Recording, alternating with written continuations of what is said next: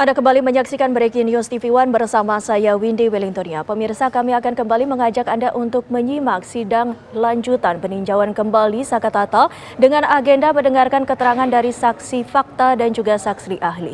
Saat ini tengah didengarkan keterangan dari saksi ahli dan langsung saja kita menuju ke Pengadilan Negeri Cirebon, Jawa Barat untuk mendengarkan keterangan dari saksi ahli psikologi forensik Reza Indragiri. Dipandang merendahkan atau dipandang berlebihan. Tapi sejujurnya itulah salah satu poin diskusi yang saya sampaikan ketika saya menyampaikan materi tentang psikologi persidangan di Pusdiklat Mahkamah Agung. Baik, terima kasih.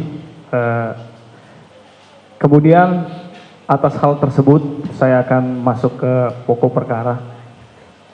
Dalam psikologi forensik, ilmu keilmuan psikologi forensik,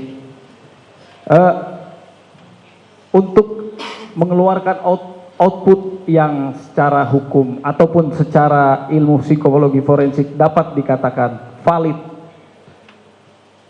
instrumen-instrumen apa saja yang harus dimiliki berkaca dalam kasus ini, karena dari tadi kita hanya mengambil sepotong. Nah, maksud saya secara valid seorang psikologi forensik ketika memberikan keterangan yang valid, dia itu membutuhkan apa? Misalnya kami sajikan berkas perkara, alat-alat bukti atau apa hal tersebut sehingga itu bisa dikatakan valid, dan metodologi apa yang bisa digunakan seorang psikologi forensik sehingga itu dapat dikatakan sebuah produk yang valid dan legit.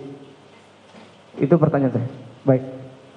Sebetulnya tadi sudah sempat saya sampaikan majelis, saya berada pada posisi skeptis pada keterangan. Oleh karena itu, saya sangat mengandalkan pada bukti-bukti lainnya, terutama bukti-bukti yang telah teruji secara saintifik. Kalau bukti-bukti saintifik itu tersedia secara memadai, barulah kemungkinan posisi saya, penilaian saya terhadap keterangan akan bergeser. Tapi selama bukti-bukti saintifik itu tidak memadai, maka saya harus konsekuen dengan khazanah pemikiran yang saya punya, bahwa saya skeptis bahwa proses penegakan hukum, pengungkapan fakta, proses persidangan akan berlangsung secara adil. Sekiranya proses itu sekali lagi terlalu mengandalkan pada keterangan. Kalau baik. Gimana, masih ada lanjutan? Tambah sedikit. Oh ya, baik. Karena saudara jaksa bertanya bukti-bukti apa yang konkretnya dibutuhkan, kalau saya tadi itu majelis. Terkait sperma, sebenarnya saya ingin mendapatkan profil. Dengan segala hormat, apakah profil korban akan mengarah kepada kemungkinan aktivitas seksual yang forceful? Saudara jaksa, coba disimak dulu.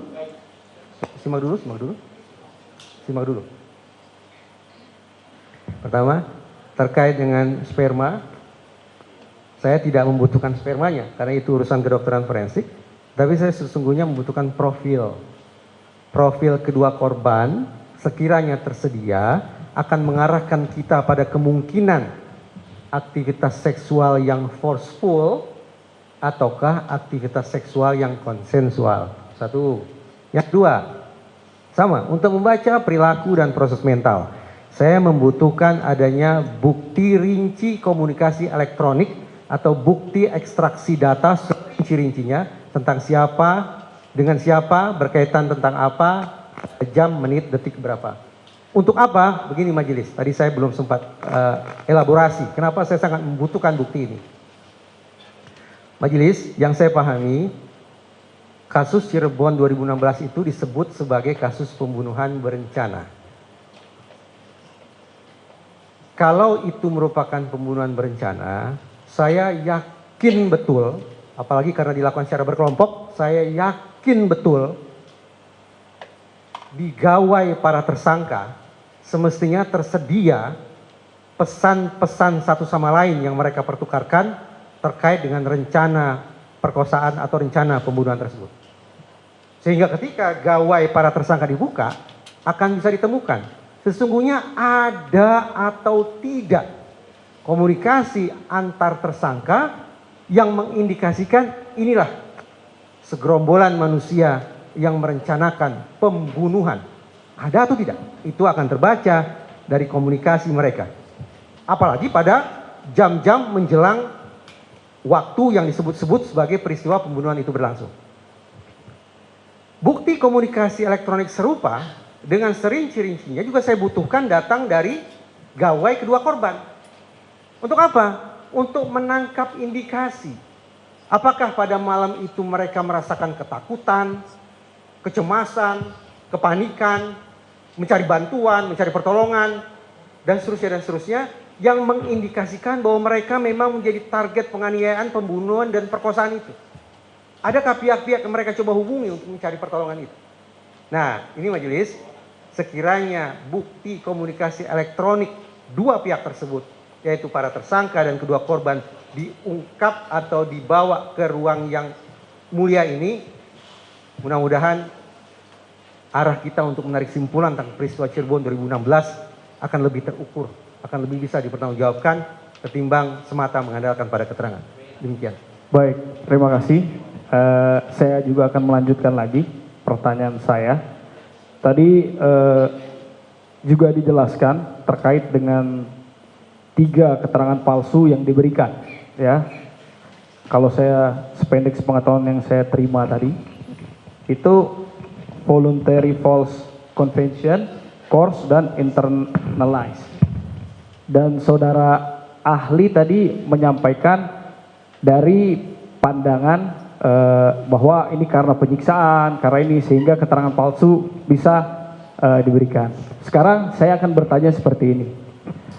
Apakah atas keterangan Sakatatal yang sebelumnya telah terbukti di dalam persidangan di PN, PT, ya, PT maupun Mahkamah Agung, karena adanya pihak-pihak lain berdasarkan teori saudara tadi, dia bisa merubah keterangannya yang awalnya dia menyatakan memang ikut dalam atau bersama-sama, yang terbukti ikut bersama-sama melakukan pembunuhan berencana, sekalipun gradasinya memang sudah ditentukan sebagaimana putusan, itu bisa berubah menggunakan teori saudara tadi karena adanya tekanan-tekanan atau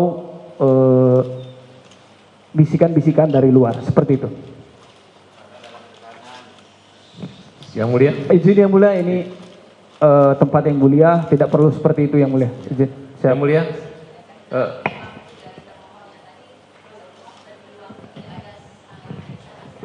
Sebentar yang mulia, saya mengingatkan kepada yang mulia. Ini udah katanya kemarin sepanjang merespon saudara jaksa penuntut umum, karena pertanyaannya terkait dengan kemungkinan, maka jawaban saya mungkin saja. Ketika kita bicara kemungkinan, semua ilmu pengetahuan saya yakin bekerja berdasarkan prinsip probabilitas, prinsip kemungkinan. Jadi saat sudah pertanyaan itu terjawab dengan sendirinya, kemungkinan itu ada. Terima kasih, cukup yang mulia. Cukup ya, dari kuasa pemohon cukup, dari termohon juga cukup. Cukup. Terima kasih untuk ahli, sudah memberikan pelajaran sebenarnya untuk kami semua ya. Nanti silahkan. Ya. Nanti untuk ahli selanjutnya kita lanjutkan setelah istirahat ya. Sekarang jam 2, berarti kita masuk kembali jam 2:30. Jam 3 ya. Sidang Discord.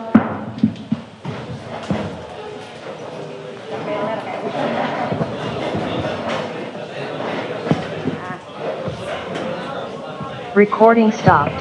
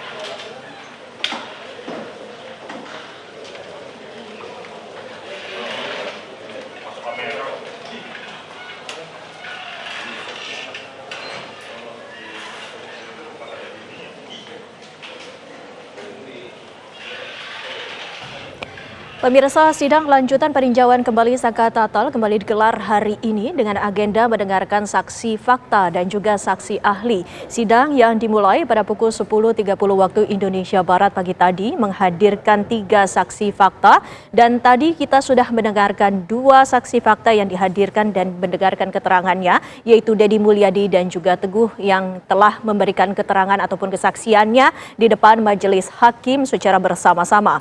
Kemudian dilanjutkan dengan mendengarkan keterangan saksi ahli.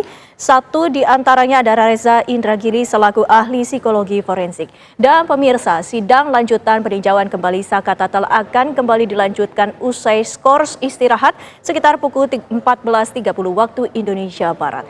Dan pemirsa, demikian Breaking News TV One, saya Windy Wellingtonia pamit. Selamat siang.